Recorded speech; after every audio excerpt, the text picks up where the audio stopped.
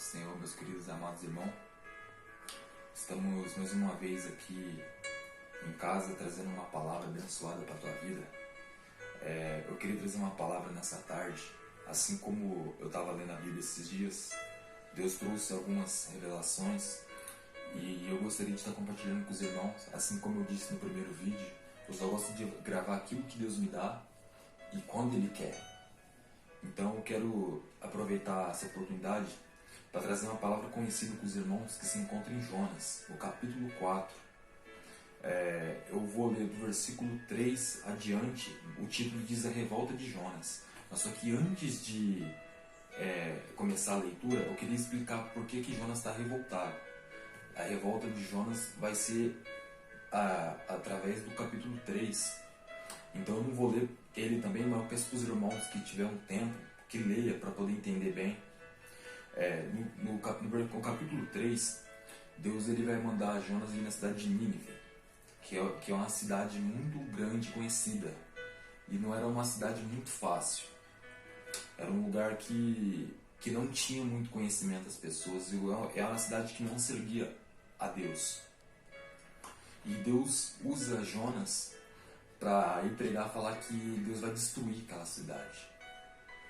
E Jonas, ele vai na cidade. Eu não vou querer voltar desde o início, lá que quando ele fugiu para Tarsis. Aqui nós já estamos quando ele já está na cidade de Nínive. Aqui ele já está na cidade aqui. Então Deus fala para ele falar para o povo que Deus vai destruir tudo. E Jonas ele vai. Ele começa a pregar para o povo. E ele começa a falar que Deus mandou dizer que vai destruir Nínive. E ele começa a falar para as pessoas ali, e eu imagino que isso se compartilhou muito rápido com as pessoas ali, até que chegou no ouvido do sacerdote ali, que era a autoridade ali da época, do Nínive. E ele vendo o que Jonas falava, ele acreditou na palavra de Jonas. Ele acreditou na palavra de Jonas e ele decretou que todo mundo faria jejum. Ele decretou que todos os homens, todas as pessoas ia fazer um clamor para Deus não destruir Nínive. E que todos eles iam usar roupa de saco. E até os animais naquele dia não comeram, até os animais ficaram em jejum. E isso lá no final do versículo 3, Jesus ele vê a busca, o clamor do povo de Nínive. Eu não quero sair do assunto, mas só que pessoas que algum tempo, algumas semanas atrás, que todos nós sabemos, que pediram para o nosso presidente Jair Bolsonaro fazer um domingo de jejum. Pessoas como o apóstolo Luiz Hermínio, que usaram até essa passagem de Nínive, pedindo que nós viéssemos fazer o clamor pela nação por esse momento que nós temos passado. Então o povo fez o clamor de jejum e Deus viu. E Deus sentiu graça no povo ter escutado a voz de Deus através de Jonas. E agora eu vou entrar no capítulo 4. Aí você vai entender por causa que é a revolta de Jonas. O versículo 3 vai dizer assim no capítulo 4. Peço-te, pois, ó Senhor, tira-me a vida, porque é melhor-me morrer do que viver. E disse o Senhor, fazes bem assim que te ires? Então Jonas saiu da cidade e sentou-se ao oriente dela. E ali fez uma cabana e sentou-se debaixo dela, à sombra, até ver o que aconteceria à cidade. Foquem muito daqui adiante. A revelação ela vai sair a partir desse versículo 5 que eu acabei de ler. Jonas ele saiu da cidade. Ele estava esperando o que ia acontecer. Por causa que Deus falou para ele que ia destruir. Ou seja, ele saiu e ficou esperando Deus destruir Nínive. E era o desejo dele. Continuando. O versículo 6. E fez o Senhor Deus nascer uma bobareira. Algumas Bíblias vão dizer planta, algumas vão dizer outros tipos de planta. Aqui minha Bíblia diz a bobareira, mas eu vou dizer como planta para ficar mais fácil. Eu vou até ler de novo. E fez o Senhor Deus nascer uma planta, a qual subiu por cima de Jonas, para que fizesse a sombra sobre a sua cabeça, a fim de o livrar do seu ênfado. Assim Jonas se alegrou em um extremo por causa da planta. Mas Deus enviou um verme, no dia seguinte, ao subir da alva, o qual feriu a planta, e essa planta se secou. Rabaixo e cantará na suba. Eu vou dar uma pausa aqui, meus queridos irmãos, para ir explicando. Jonas, ele saiu, ele está esperando. Porque é óbvio, ele é um homem de fé. E Deus usou ele para falar que ia destruir. Mas só que Jonas, ele não conseguiu entender qual era o plano de Deus. O plano de Deus não era destruir. O plano de Deus era livrar o povo da destruição. Era para despertar o povo. Era para despertar.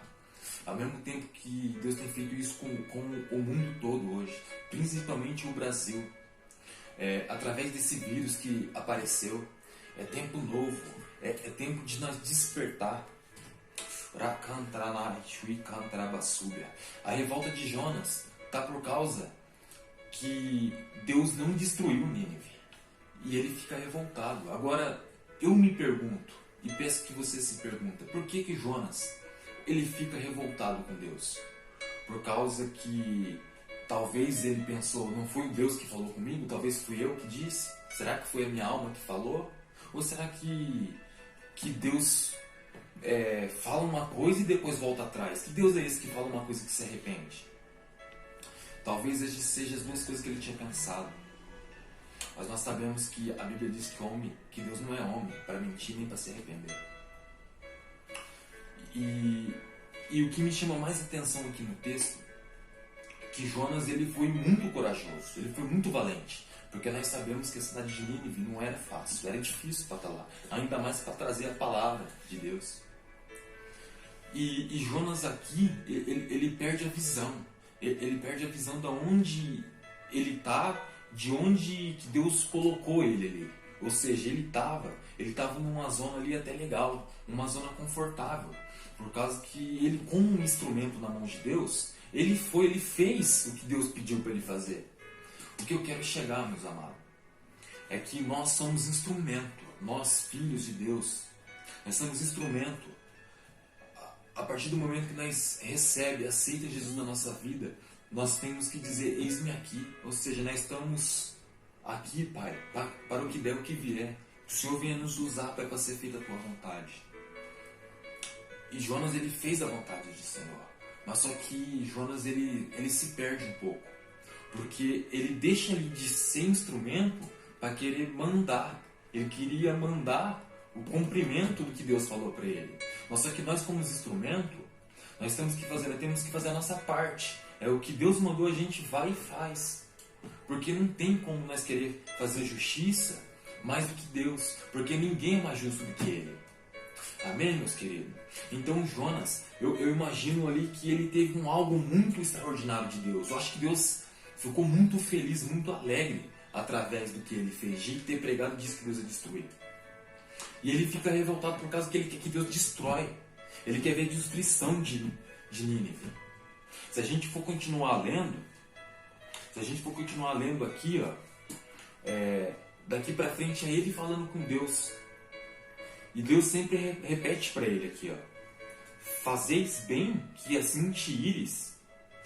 Ou seja, mas Jonas, meu filho, o que você está fazendo? Você fez o bem, mas você está irritado, você está nervoso. Sabe o que isso quer dizer? Que Jonas não tinha entendido ainda. Ele não tinha entendido qual era a vontade de Deus. Deus nunca quis destruir Nínive. Deus nunca quis. Deus queria despertar aquele povo. No versículo 11, Jesus vai falar assim para Jonas. E não hei de eu ter compaixão da grande cidade de Nínive, em que estão mais de 120 mil homens, que não sabem discernir entre a mão direita e a sua mão esquerda, além de muitos animais. O que Deus está querendo dizer sobre a humildade do povo de Nínive, que não sabe discernir a mão esquerda e a mão direita. Deus está querendo dizer que era um povo simples, é um povo que precisava de despertamento, mas é um povo que precisava conhecer, é o povo que precisava escutar a voz de Deus. Meus queridos amados irmãos, o que nós mais precisamos nesses tempos difíceis é escutar a voz do Espírito Santo, é a voz de Deus. Guarda essa palavra no teu coração.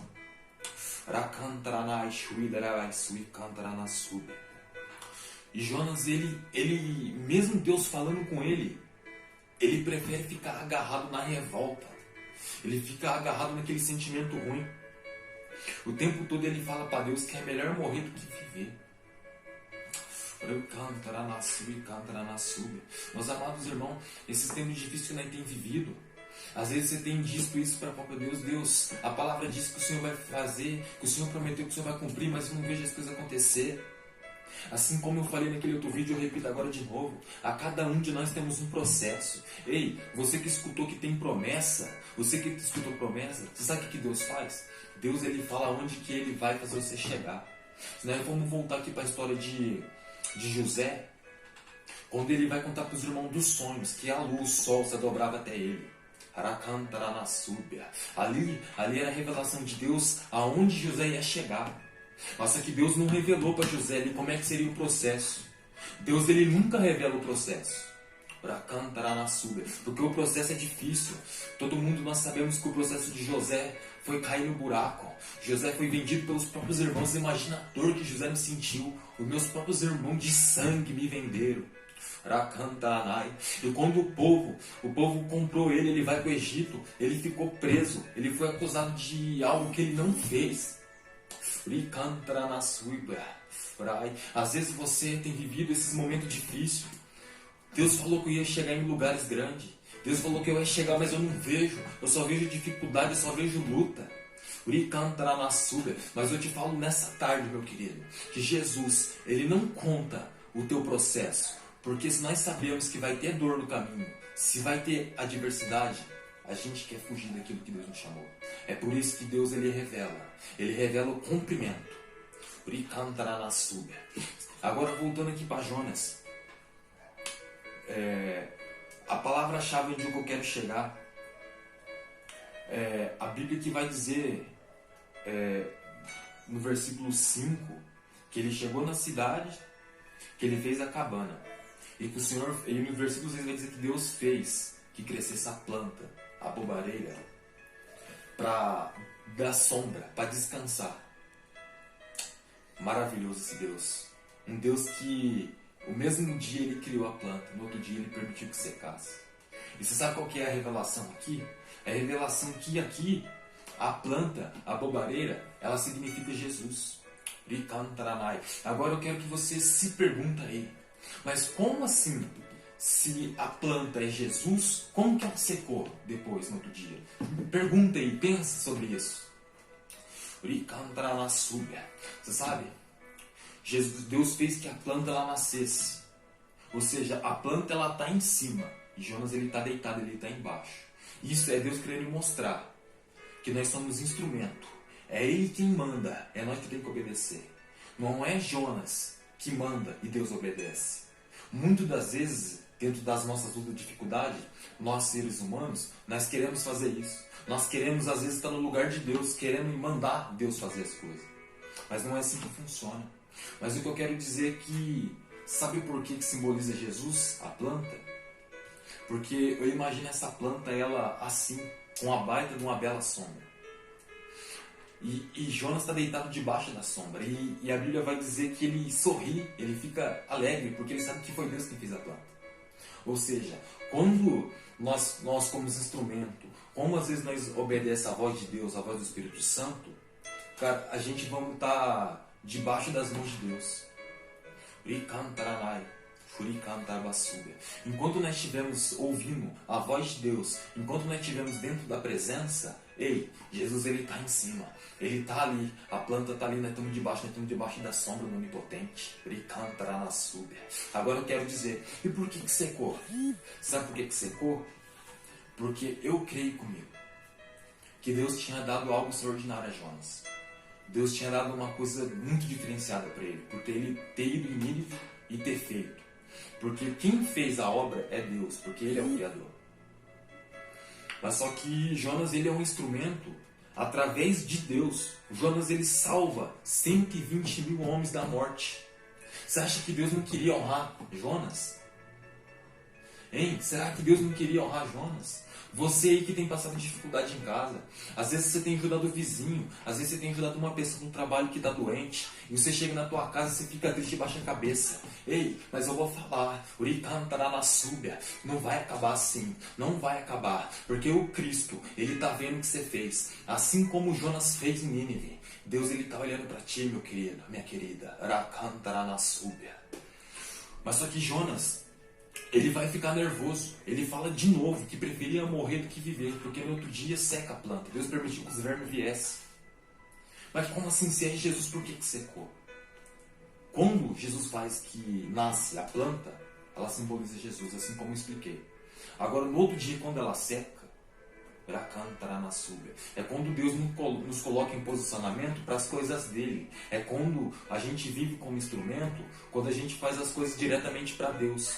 Mas só que tudo aquilo que Deus te dá, tudo aquilo que Deus te promete, nós temos o quê? Nós temos que brigar por aquilo, nós temos que lutar todos os dias. Aquilo que Deus nos dá, a gente tem que cuidar. Assim como hoje acontece em muitas igrejas, principalmente igrejas evangélicas. Eu não quero julgar ninguém aqui. Em muitos lugares nos dias de hoje, tem pessoas que não têm cuidado de pessoas, de ovelhas como deveria. Mas Deus, Ele está mudando. Deus, Ele está mudando a história. Ele está mudando a nossa geração.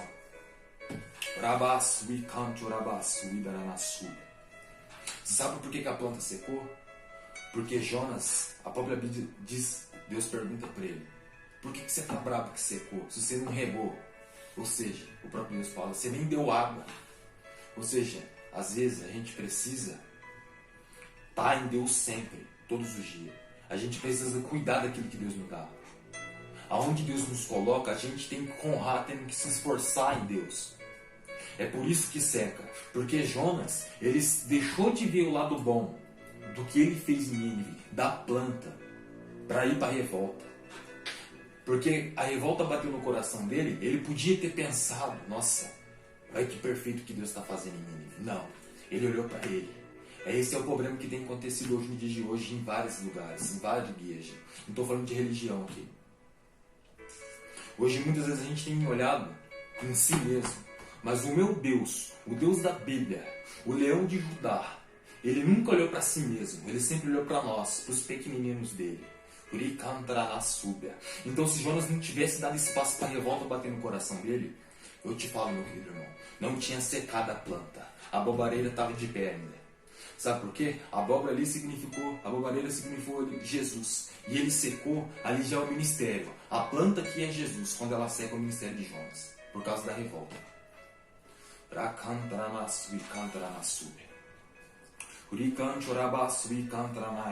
Então, meus queridos amados, o que eu deixo aqui, não se revolte.